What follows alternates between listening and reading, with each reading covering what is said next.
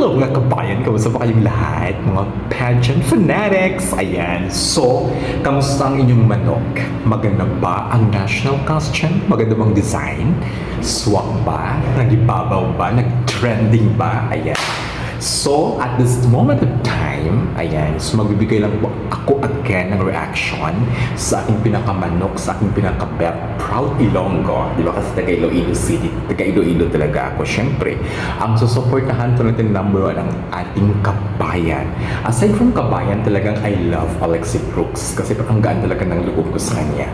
Ayan, so, ito po ang aking reaction sa kanyang napakagandang national costume na talagang ano po no sa base po ayan sa kanilang town, of course as Ilonggo. Obviously alam ko kung ano po yung ugto-ugto or damang, yan po yung damang or spider. Ayan, kuhang-kuha talaga siya ni Alexi.